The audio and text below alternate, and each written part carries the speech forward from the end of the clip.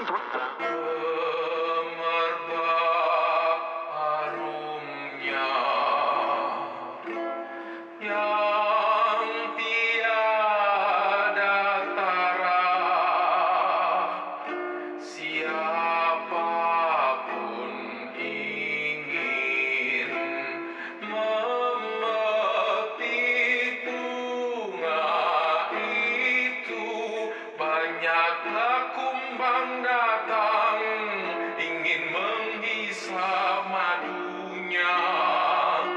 Aduh sayang, Bismillahirrahmanirrahim. Assalamualaikum warahmatullahi wabarakatuh. Sobat Kembara Sunyi dimanapun teman-teman berada, pada kesempatan kali ini saya akan bercerita tentang pengalaman yang dibagikan oleh Bapak Yoyo dan Ibu Ana. Pengalaman ini pernah terjadi di tahun 95, di mana kejadian ini dialami sendiri oleh Pak Yoyo dan Ibu Ana.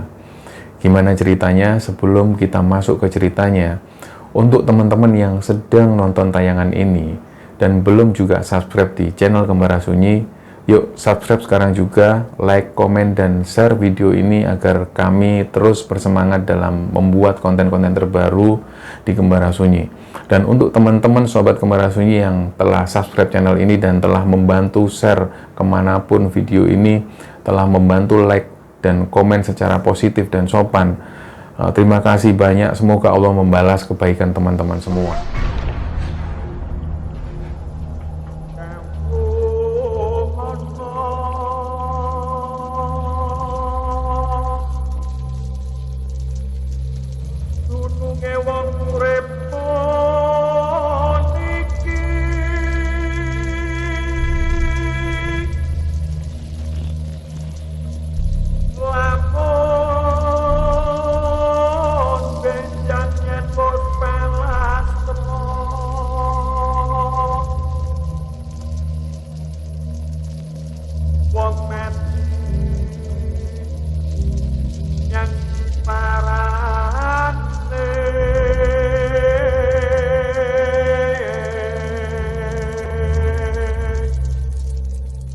Jadi beberapa waktu yang lalu kami menghadiri sebuah acara pernikahan teman-teman kami.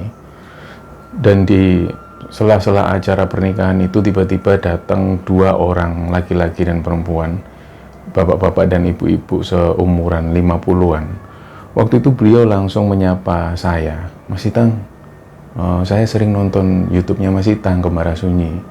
Nah, "Oh, nggih Pak, silakan duduk." Jadi kami mempersilakan beliau duduk dan mereka berdua ini antusias untuk bercerita. Jadi awalnya mereka bercerita panjang lebar, kemudian beliau memperkenalkan dirinya sebagai Pak Yoyo dan yang perempuan adalah Bu Ana.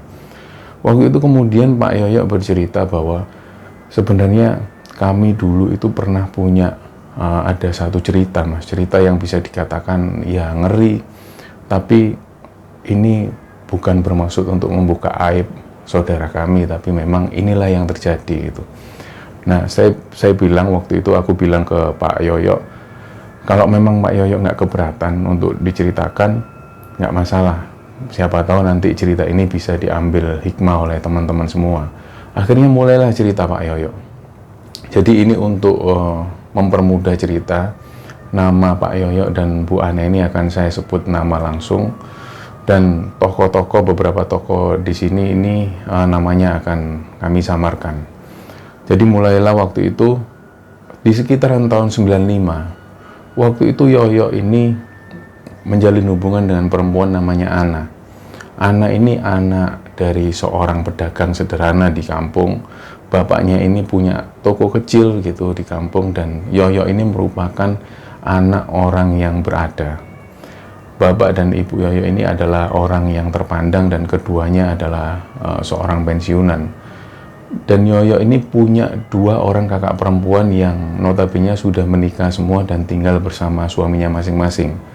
Kakak pertama Yoyo yang perempuan itu namanya Desi, tinggal di Kalimantan, dan yang kedua namanya Sinta, tinggal di Jakarta. Jadi kejadian ini terjadi di salah satu daerah di Jawa Tengah. Waktu itu Yoyo dan Ana ini menjalin hubungan sekitar 2 bulan. Kemudian ketika Yoyo ke rumah Ana itu, orang tua Ana kemudian mempertanyakan kapan untuk menikahi anak kami. Nah, dengan kebaikan dari orang tua Ana itu, kemudian Yoyo bilang ke kedua orang tuanya, dan ternyata kedua orang tua Yoyo ini telah mendapat berita dari dua orang kakak perempuannya. Jadi seolah-olah orang tua Yoyo ini dapat hasutan dari dua orang kakak perempuan Yoyo bahwa anak ini orang yang nggak benar dan lain-lain. Tapi dicoba dijelaskan oleh Yoyo bahwa anak ini anak orang sederhana dan orangnya baik. Tapi kedua orang tua Yoyo ini seolah nggak percaya. Dan sampai pada akhirnya ada satu kesimpulan bahwa kedua orang tua Yoyo ini nggak setuju dengan hubungan Yoyo. Bahkan untuk sampai ke jenjang pernikahan. Tapi karena pada waktu itu Yoyo ini sudah serius dengan Ana dan serius ingin menjalin hubungan dengan Ana. Karena Yoyo yakin bahwa kedua orang tuanya ini dapat hasutan dari kakak-kakaknya. Entah dapat berita dari mana, entah mengarang berita dari mana. Tapi yang jelas kedua orang tua Yoyo pada waktu itu benar-benar tidak setuju dengan hubungan Yoyo dan Ana. Jadi selang beberapa bulan, Yoyo ini kemudian menyampaikan hal ini ke orang tua Ana untuk menikahi Ana, dan pernikahan itu kemudian dilangsungkan secara sederhana tanpa dihadiri oleh kedua orang tua Yoyo. Jadi yang hadir pada waktu itu dari pihak keluarga Yoyo hanya om dan tante, juga beberapa sepupu Yoyo, dan orang tua Yoyo ini nggak hadir di pernikahan itu. Tapi pernikahan itu berjalan dengan lancar dan sukses. Tapi sangat terlihat sekali pada waktu itu di dalam batin Ana itu terlihat sangat murung dan sedih, mungkin karena dengan tidak hadirnya kedua orang tua Yoyo. Akhirnya beberapa bulan menikah, mereka menempati satu rumah yang nggak terlalu besar. Mereka hidup damai di situ, dan selang 3 bulan berjalan, Ana ini hamil, dan sampai kemudian Ana ini melahirkan satu orang anak perempuan namanya Maharani. Dan pada waktu itu selang beberapa bulan ada kabar bahwa ayahnya Yoyo ini meninggal. Dan pada waktu itu Yoyo datang dan dimakamkanlah ayahnya.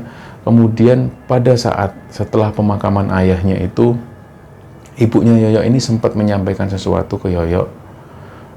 Le, maafkan ayah dan ibumu. Sudah waktunya kamu sekarang tinggal di sini. Ajak anak dan istrimu tinggal di sini. Ibu sendirian hanya tinggal sama Lek Sumi. Lek Sumi itu adalah pembantu dari orang tuanya Yoyo. Pada saat dapat kabar seperti itu, Yoyo ini sedikit merasa lega karena pada akhirnya ibunya mau menerima istrinya. Kemudian pulanglah Yoyo dan menyampaikan hal ini ke istrinya Ana. Tapi pada waktu itu Ana ini masih ada perasaan yang belum bisa menerima situasi pada waktu itu. Nah, karena Yoyo ini masih mempertimbangkan dengan perasaan istrinya, akhirnya Yoyo menunda hal itu dan menyampaikan hal ini ke ibunya, dan mereka pun menjalani kehidupan seperti biasa. Jadi pekerjaan Yoyo ini adalah kerja di sebuah ekspedisi di pelabuhan di sana. Jadi kerjanya ada kadang shift malam, kadang shift siang, seperti itu. Mereka menjalani kehidupan seperti biasa. Sampai pada akhirnya lahirlah anak kedua dari Yoyo dan Ana ini, seorang laki-laki namanya Mahendra. Dan pada waktu kelahiran anak kedua inilah, ibunya Yoyo ini lagi-lagi memanggil Yoyo dan merayu Yoyo dan Ana untuk supaya bisa tinggal di rumah itu dan bisa merawat ibunya, karena ibunya ini sudah mulai sering merasa sakit-sakitan karena semenjak ditinggal ayahnya itu ibunya jarang berkomunikasi dengan orang. Dan lagi-lagi Yoyo ini coba untuk membujuk istrinya Ana, tapi pada waktu itu Ana ini masih bersikuku, masih tetap nggak mau tinggal di rumah ibunya karena masih merasa ada rasa sakit hati di hati Ana. Dan beberapa bulan setelah hal itu ada kabar kalau ibunya Yoyo ini sakit dan dirawat di rumah sakit. Dan semakin hari keadaan ibunya Yoyo ini semakin parah. Dan pada waktu itu Yoyo ini pulang pergi ke rumah sakit menjenguk ibunya dan merawat ibunya. Sampai ada satu malam Ketika itu Yoyo menemani ibunya sampai ketiduran seperti itu. Dan gak lama kemudian datanglah Ana, istri Yoyo ini.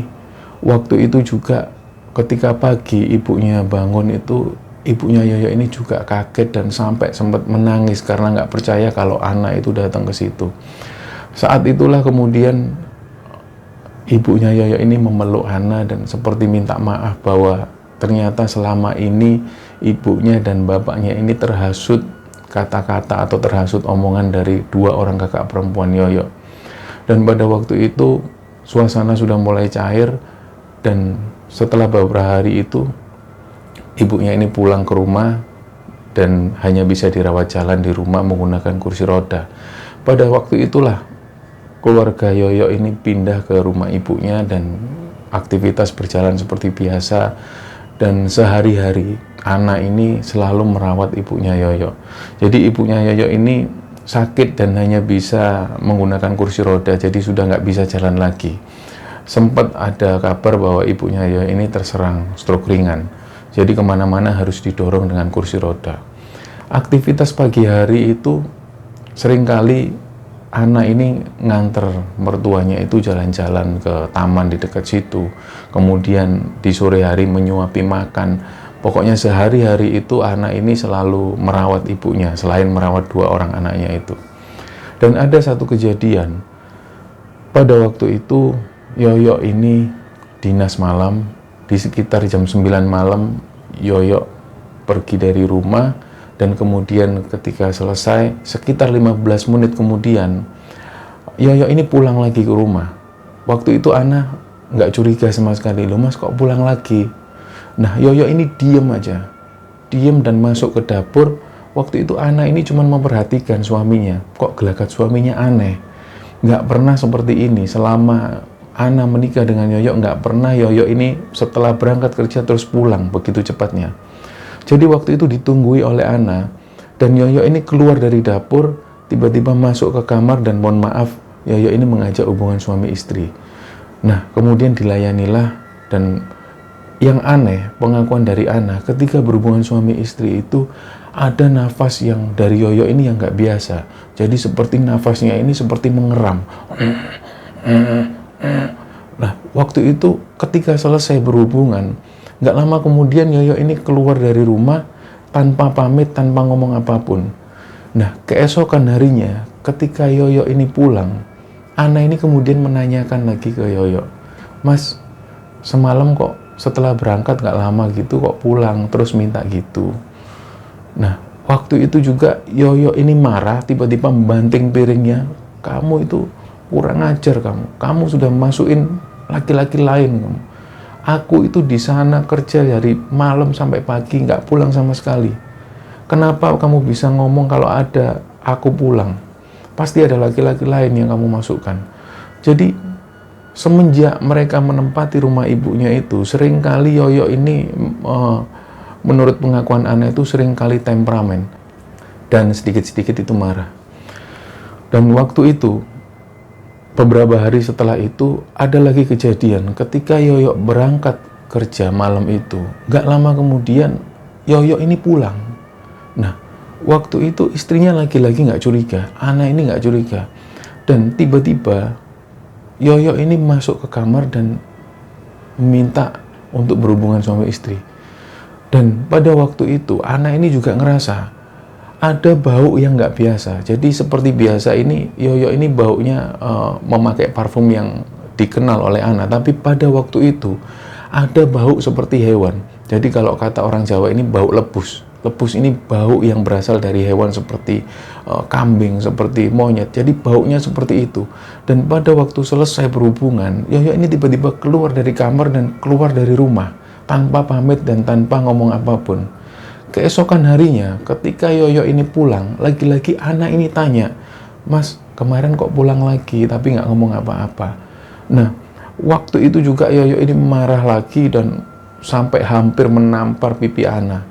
Jadi Ana waktu itu juga heran, kenapa kok tiba-tiba suamiku ini berubah jadi seorang yang temperamen, sering marah.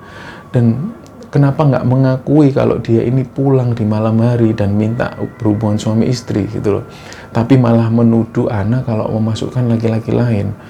Nah, selama Ana tinggal di rumah ibunya ini banyak sekali kejadian yang menurut Ana ini nggak masuk di akal, karena sebelumnya Ana ini nggak pernah mengalami kejadian yang aneh seperti itu.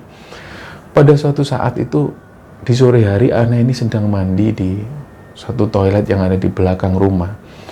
Pada waktu mandi, Ana ini merasa seperti ada yang memperhatikan dari atas.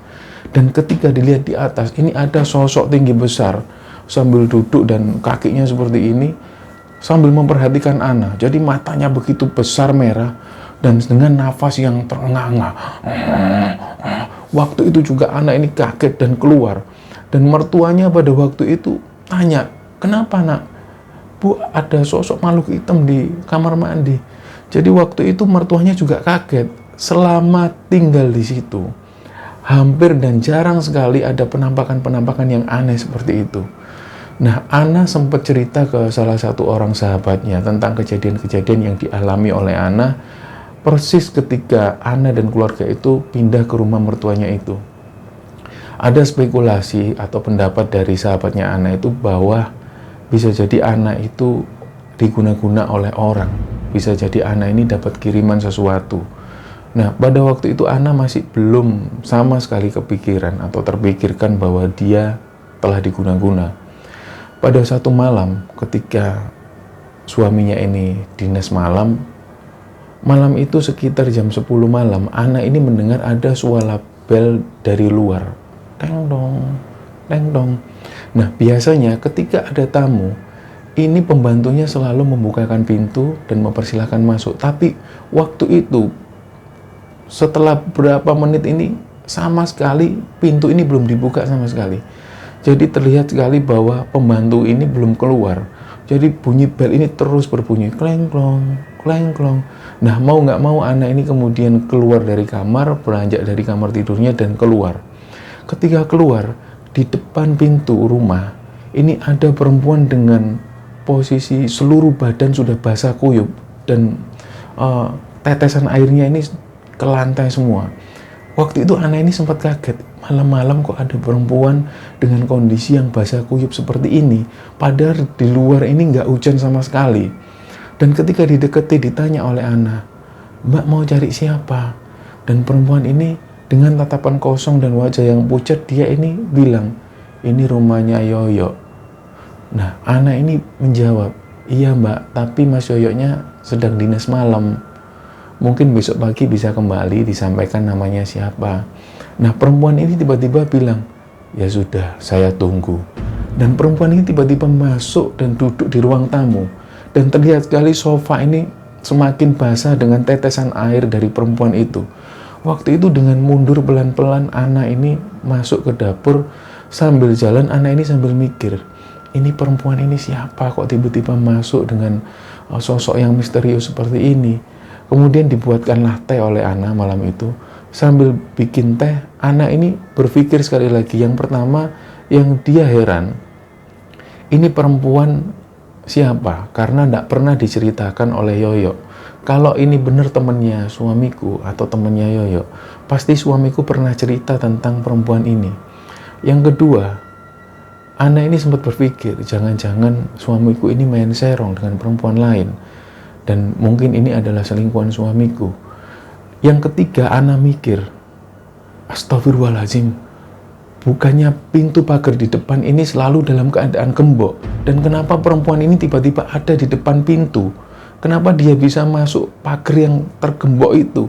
Dan belum selesai Ana ini membuat teh, Ana ini keluar menuju ruang tamu dan perempuan ini sudah nggak ada. Tapi di sofa itu terlihat sekali bekas basah dari perempuan ini.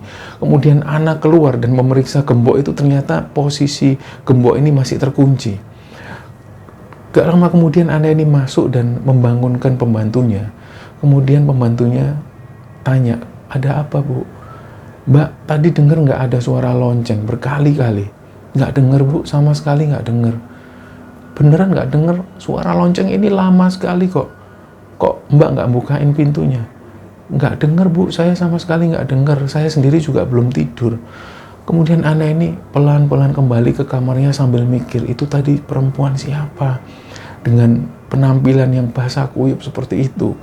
Keesokan harinya kemudian Ana ini cerita ke Yoyo bahwa, Mas, semalam itu ada cewek, ada perempuan datang ke sini, penampilannya seperti ini, basah kuyup, nyari Mas Yoyo. Memangnya itu siapa? Mas selingkuh ya? Nah, ketika Ana ngomong seperti itu, lagi-lagi Yoyo ini emosi, marah, dan kemudian Yoyo ini banting seluruh barang-barang yang ada di sana. Sampai mertuanya ini datang menghampiri dengan kursi roda. Kenapa Tona kok setiap hari bertengkar? Kenapa udah jangan bertengkar? Nah, Ana ini nangis dan kemudian cerita lagi ke sahabatnya kalau Mas Yoyo itu selama ini nggak pernah marah, nggak pernah punya sikap temperamen seperti itu. Kenapa kok akhir-akhir ini sering kali marah? Nah, kejadian itu pun berlalu. Beberapa hari kemudian ada satu kejadian lagi yang diingat oleh Ana. Jadi pada waktu itu Yoyo ini mau menjalani shift pagi kerjanya dan malam itu ada di rumah. Jadi waktu itu Yoyo dan Ana ini melihat persis kejadian yang dialami mereka pada waktu itu. Malam itu ketika mereka tidur, tiba-tiba mereka ini mendengar seperti ada suara mengeram. Dan ternyata ketika bangun, ternyata anak yang kedua itu, dia ini mengeram. Dengan posisi tidur. Dan ketika itu dibangunkan, nak, bangun nak, bangun nak. Anaknya ini masih terus seperti ini. Dan wajahnya pucat sekali, badannya semua dingin. Dicoba dibangunkan, tapi anak ini terus mengeram. Jadi waktu itu anak ini terus berdoa, ya Allah, nak, kenapa? Bingung, dia ini mau kemana, dia bingung, dan kembali lagi melihat anaknya seperti itu. Ramannya ini semakin keras, dan tiba-tiba berubah menjadi nada seperti orang dewasa. Padahal anak-anak ini baru berusia 2 tahun. Dan semakin anak ini mengeram, tiba-tiba nggak lama kemudian, anak yang tadinya ini dia memejamkan mata, tiba-tiba matanya terbuka dan melotot ke arah kedua orang tuanya sambil bilang, metu teko omahku. Nah, pada waktu itu Yoyo dan anak ini kaget dan seperti dia ini terhentak melihat kondisi anaknya seperti itu. Tiba-tiba suaranya menjadi suara yang besar dan melotot ke arah mereka. Terus dia seperti itu meronta dengan suara yang besar. Waktu itu Yoyo keluar manggil salah satu tetangganya, dan salah satu tetangganya ini kemudian memanggil salah seorang ustadz yang ada di dekat situ. Kemudian salah satu ustadz ini datang ke situ, kemudian mencoba menetralisir lagi keadaan anaknya. Pada waktu itu ustadz ini sempat bilang bahwa ada yang sengaja berniat buruk pada keluarga jenengan, Pak Yoyo. Jadi memang saya melihat banyak sekali aura negatif di sini. Begitu saya masuk pagar, itu saya melihat ada sosok perempuan yang sedang duduk di atas pohon sambil mengayun-ayunkan kakinya. Ada juga anak kecil yang nggak pakai celana, dia ini lari-lari ke sana kemari. Dan di belakang itu saya lihat ada sosok tinggi besar semacam genderuwo. Nah, ini saya merasa ada yang berniat buruk ke keluarga Pak Yoyo.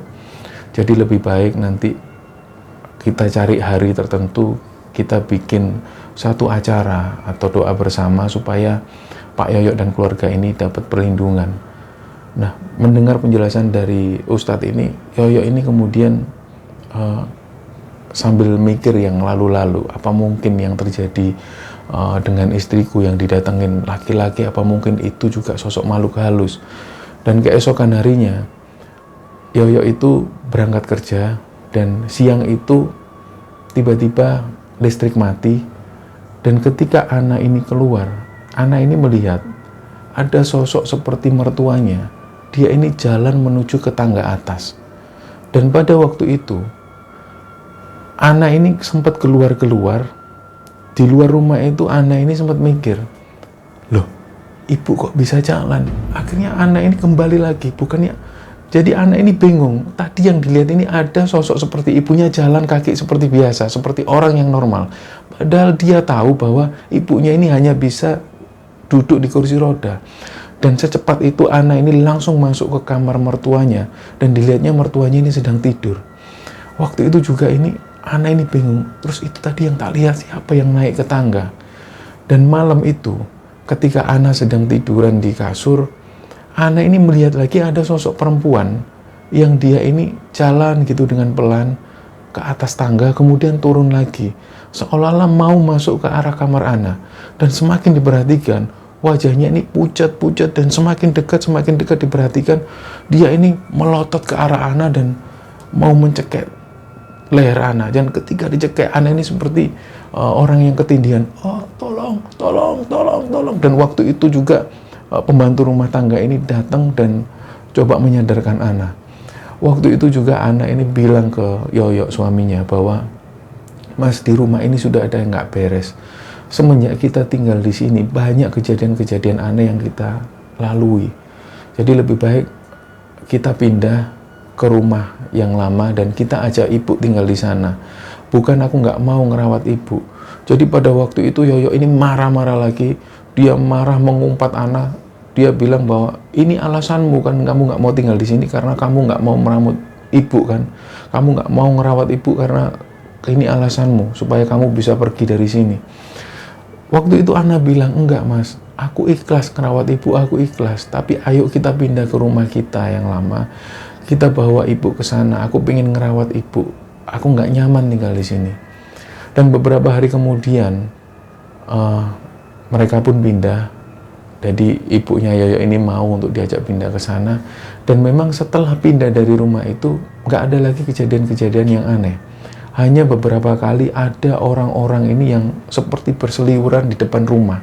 Seperti orang-orang yang nggak jelas berseliweran. Kadang orang tinggi besar, kadang juga ada perempuan dengan rambut panjang yang sampai menjuntai ke lantai itu jalan seperti itu. Hanya sekitar di depan rumah. Dan waktu itu setelah tinggal di rumah Ana dan Yoyo itu, 1 bulan setelah itu ibunya ini meninggal. Ibunya meninggal dan kemudian ada salah satu orang pengacara dari ibunya ini kemudian yang menjelaskan ke Yoyo bahwa bapak dan ibunya itu sebenarnya memberikan beberapa warisan untuk Yoyo, terutama untuk 2 orang anak Yoyo, yang laki-laki dan perempuan itu. Nah, sementara kedua orang kakak perempuan Yoyo itu hanya mendapatkan jatah 1 rumah yang nggak terlalu besar. Entah kenapa orang tua Yoyo menginginkan seperti itu, dan hal inilah yang kemudian membuat kedua orang kakak perempuan Yoyo ini iri, dan ternyata yang selama ini mengirim sesuatu seperti benda-benda gaib dan lain-lain, ini adalah kakak perempuan yang pertama yang tinggal di Kalimantan. Jadi di situ mulailah Yoyo ini berpikir ternyata sosok yang menyerupai Yoyo ketika datang malam hari itu adalah sosok Gondoruo. Dia ini sengaja didatangkan untuk merusak rumah tangga mereka. Dan Yoyo ini sengaja diisi oleh sesuatu jin, di mana jin ini bertempat di tulang belakang dan satu lagi bertempat di daerah otak sini. Ini untuk mempengaruhi Yoyo supaya sering kali marah pada istrinya. Sering kali dia malas untuk melakukan hubungan suami istri. Jadi banyak kejadian-kejadian yang dialami ini ternyata kiriman dari kakaknya Yoyo sendiri. Hal ini diketahui ketika Yoyo berkonsultasi dengan salah satu orang ustadz kenalan Yoyo di dekat rumahnya. Dan kejadian-kejadian itulah yang kemudian diceritakan Yoyo dan Ana. Dan sampai hari ini Yoyo dan Ana ini sudah punya 5 orang anak, dan anak pertamanya sudah akan menikah. Jadi pada waktu pertemuan kami dengan Pak Yoyo dan Bu Ana itulah kami mendapat cerita ini, dan kami beruntung dapat cerita ini, dan Pak Yoyo mengizinkan cerita ini kami bagikan di Kembara Sunyi. Jadi cerita ini sama sekali bukan bermaksud untuk membuka aib siapapun, tapi untuk memberikan cerita. Harapan kami agar cerita ini bisa diambil pelajaran dan bisa diambil hikmah oleh teman-teman semua. Dan kabar terakhirnya adalah kakak perempuan Yoyo yang tinggal di Kalimantan itu sudah 2 kali cerai, rumah tangganya berantakan, dan terakhir di tahun 2014 kemarin sampai hari ini kakaknya menderita sakit jiwa dan masih di rumah sakit jiwa. Inilah yang bisa kita ambil kesimpulan seperti filosofi Jawa, becik ketitik, olo ketoro. Siapa yang melakukan perbuatan baik dan perbuatan buruk, semua ada balasannya.